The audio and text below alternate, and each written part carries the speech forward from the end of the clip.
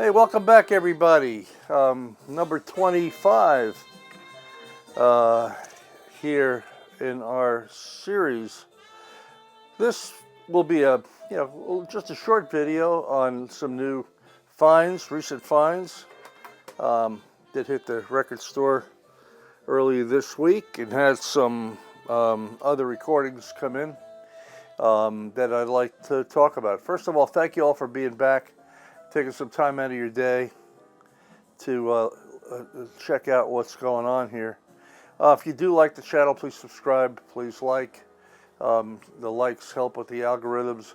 Any comments, please leave them below. One thing I wanted to go back to Clifford Brown for a minute, and I wanted to mention this in the last video. Those two Art Blakey recordings that Clifford did with Art Blakey at Birdland in the 50s. I just wanted to mention, since we're going to talk about Rudy Van Gelder here in a minute, that those were live recordings, and they were the first live recordings that Rudy Van Gelder did.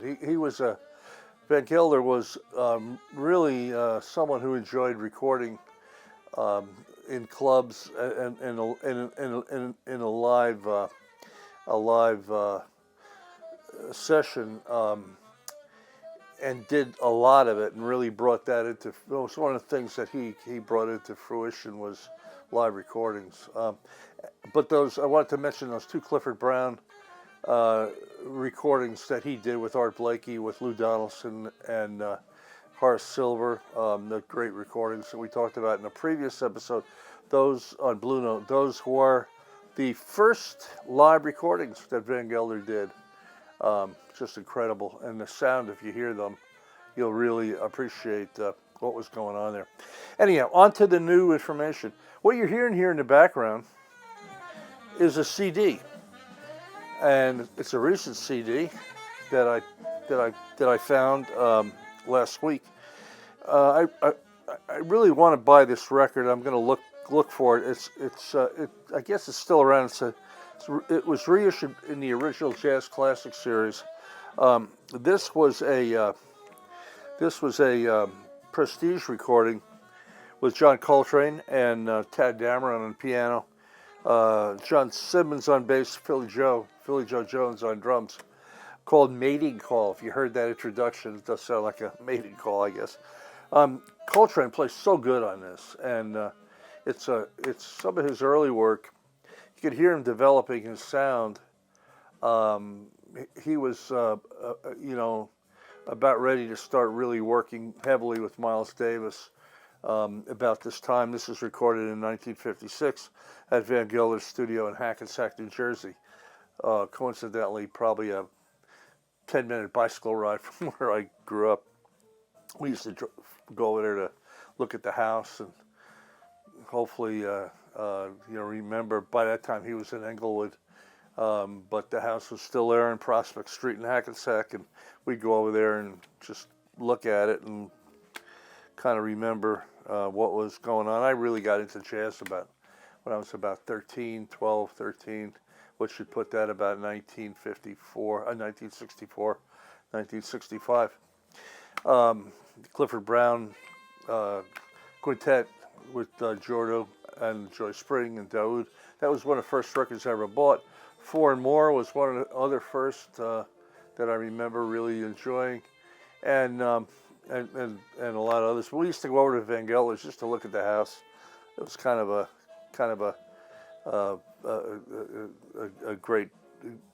lot of great things happen there. Anyhow, Mating Call. It's on Original Jazz Classics.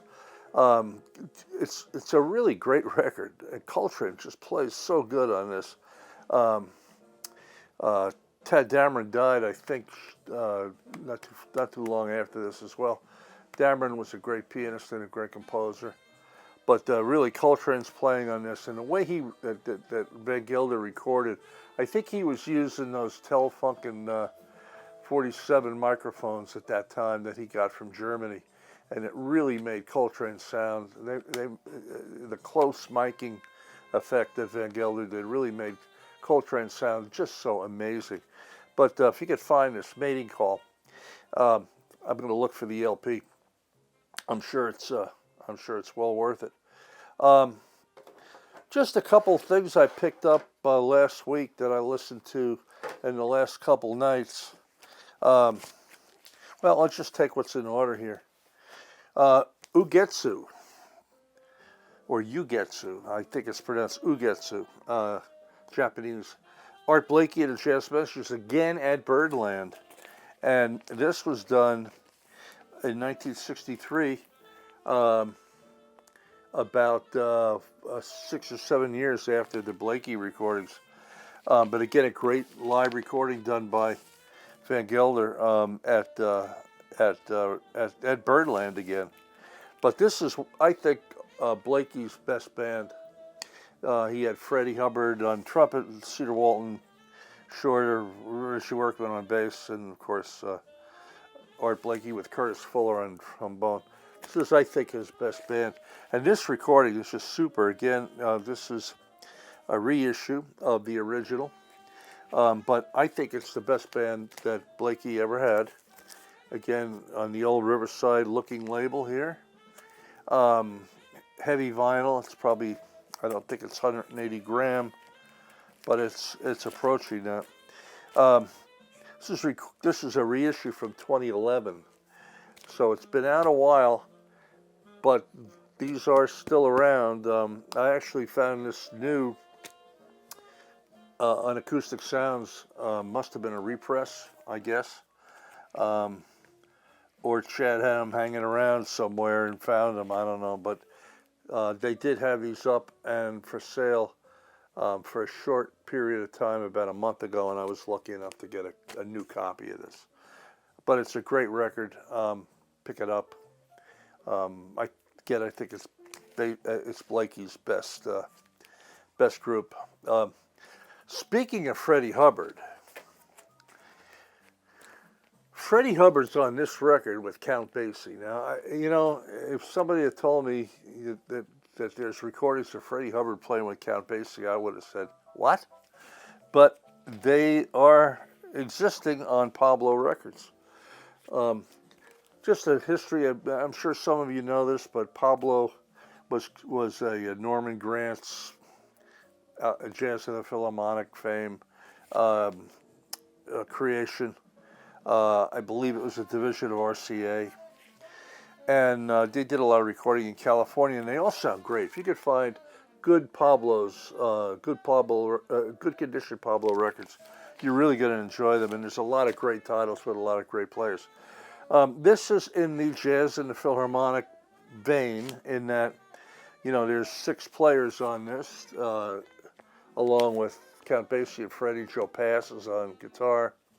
J.J. Johnson is on trombone.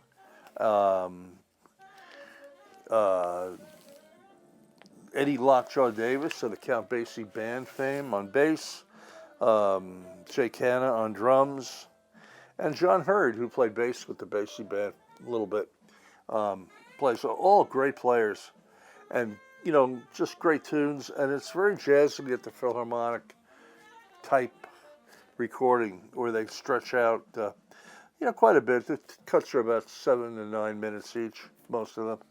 But again, it's a good quality Pablo recording. And I have to tell you, I'm really happy with them. I've got a lot of Pablos, and I always look out to find them. This one's in rather good condition.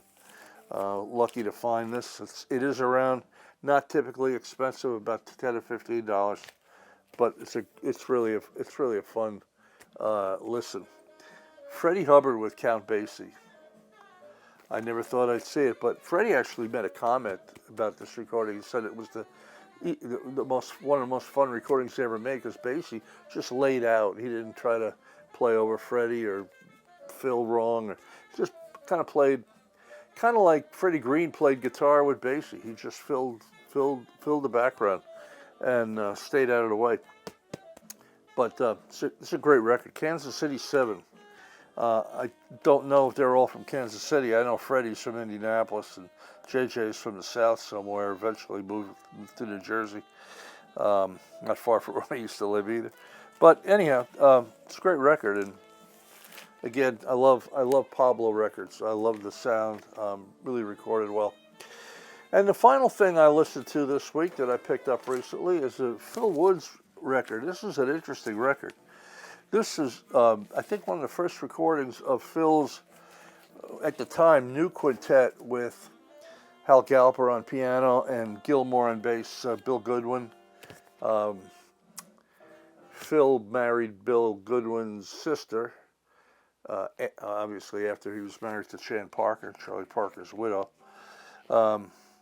But Tom Harrell on trumpet. Tom Harrell is a really underrated trumpet player, like it would be in that group, but one of my favorite players. He doesn't have a Clifford Brown sound. He doesn't have a real warm sound. It's a real aggressive sound, but man, his lines are just so flowing. His ideas are really, really amazing. He's an interesting guy, Tom Harrell. Still doing some recording, I believe, and just plays really well.